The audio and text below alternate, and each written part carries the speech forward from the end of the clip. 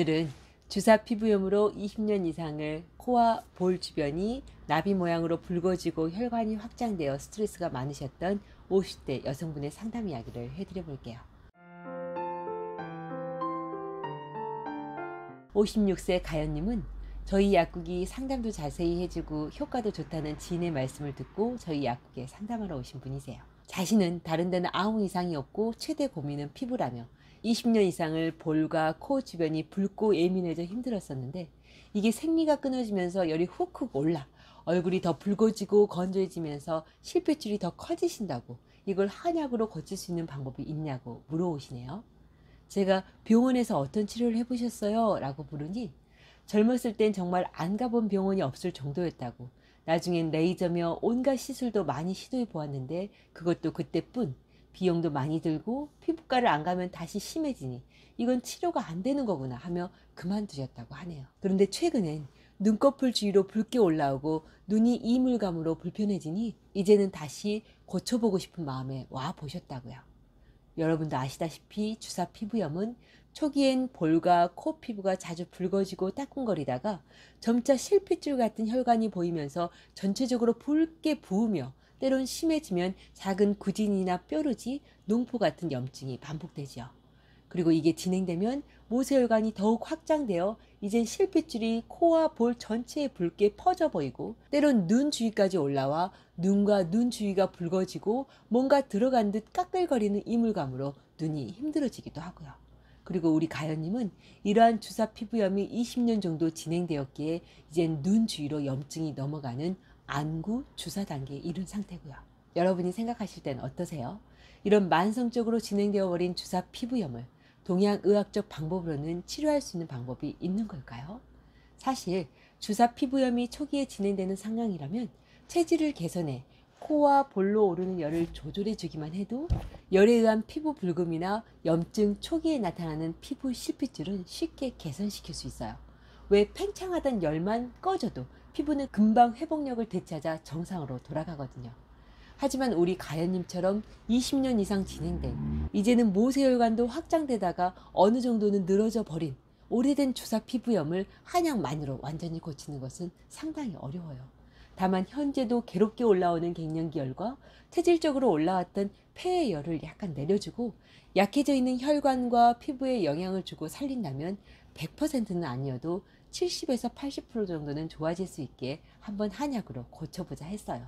그리고 그렇게 열흘분씩 상태를 봐가면서 다시 약을 쥐어드리는 식으로 한약을 드신 가연님은 한 달 정도 만에 피부 붉음증이 50% 이상 좋아지시더니 2달 정도에는 80% 이상 피부가 깨끗해 보이고 갱년기 열도 거의 오르지 않는다고, 친구들이 요새 비싼 시술 받냐고 물어오신다고 좋아하셨어요.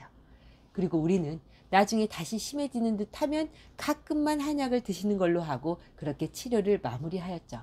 그리고 몇 년이 지난 후까지 특별한 재발 없이 잘 지내고 계시고요. 이 정도면 20년 된 주사 피부염에 꽤 괜찮은 치료지요. 동양의학에서 주사 피부염은 내부 장기 중 폐와 간, 위장에 열이 차올라 그 열이 피부 상태로 나타난 걸로 보아요. 하지만 이것도 무쇠 솥단지에서 열이 펄펄 끓어오르는 것 같은 강한 증기 같은 열이 올라오는 경우와 양은 냄비가 쉽게 끓어올라 생기는 수증기 같은 허열이 오르는 경우로 나눌 수 있어요. 저의 경우엔 되게 체격도 실하고 평소 열이 많은 남성분들이 술을 자주 드시거나 과로가 엄청 심한 경우, 또 스트레스를 강하게 참고 억제한 경우가 대체로 강한 실열이 팽창하는 경우로 주로 주사비 또는 딸기코로 불리우는 증상으로 혹은 코와 주변 볼까지 울퉁불퉁해진 심한 농포증으로 저희에게 오신 경우가 있었고요.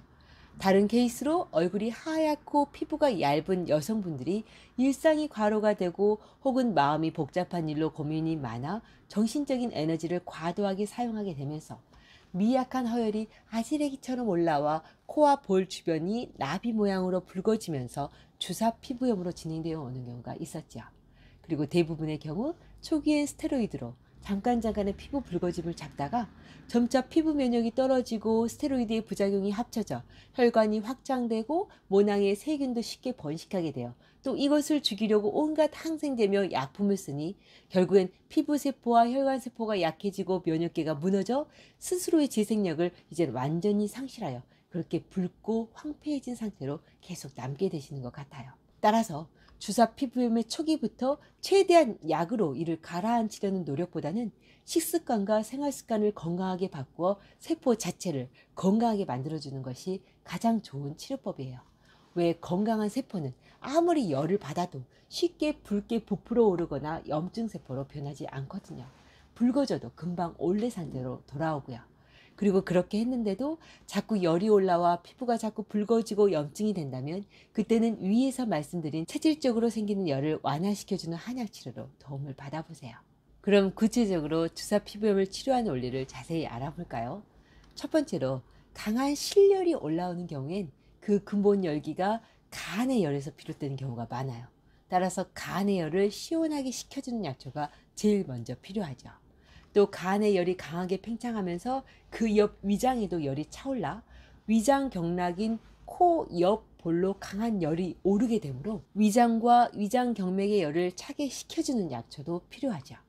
또 간과 위장의 열이 차오르면 금세 폐가 뜨거워지고 그 열이 코까지 차올라 코 자체 피부가 충혈이 되고 염증화되므로 폐에도 차고 시원한 물의 기운을 보충해 주어야 해요. 왜 땅이 뜨거워지면 시원한 비만 내려도 금방 땅이 식혀지는 원리로요. 이렇게 체질에 따라 열의 팽창 정도에 따라 적절한 약초를 잘 사용하게 되면 어느새 내부 장기의 열도 코와 볼로 오르는 열도 없어지면서 피부세포는 스스로 정상세포로 돌아가게 되어요. 다만 시간이 오래 진행되어 이미 혈관이 확장되어 늘어져 있는 부분은 열기가 완전히 내려간 후 레이저 시술 등으로 도움을 받으면 되고요. 그럼 두 번째의 경우로 얼굴이 하얗고 피부가 얇은 폐허약자의 경우 조그만 과로에도 또 조금만 신경 써도 올라오는 간과 비위장 폐의 허열은 어떻게 조절할까요? 당연히 각각의 장부를 자양해주고 강화시켜 주면서 아지랭이 같은 허열을 살짝 내려줘야 할 것 같아요. 가령 간은 간 자체를 자양하는 약초와 간의 열을 살짝 식혀 내려주는 약초를, 위장은 위의 점액을 보충하면서 위장열을 완화시켜주는 약초를, 또 폐에는 약간 시원한 음액을 보충해주는 약초를요. 하지만 앞에 가연님의 경우처럼 갱년기 열이 올라와 피부 상태를 더 악화시킨다면 당연히 지금의 열은 하부 생식기를 주관하는 신장이나 부신이 약해지면서 동하는 열이므로 이를 자양하면서 하부에 생긴 열을 식혀 내려줘야겠죠. 물론 처음부터 이 모든 약들을 다 쓰는 것은 아니고요. 현재 상태에 맞추어 초기엔 열을 살짝 식혀주는 치료를 주로 하고 점차 열이 내려가면 각각의 장부를 자양하는 약을 올려가면 되어요. 어떠세요? 주사 피부염을 고치는 동양의학의 원리가 되게 깊이가 있게 느껴지지 않으시나요? 오늘 저의 이야기가 이것으로 오래 고통받으신 분들께 그리고 한약의 원리를 배우고 싶으신 분들께 유익한 내용이 되었길 바랍니다. 오늘 하루도 복을 부르는 감사한 하루 보내시고요. 그럼 다음 시간에 다시 만나요.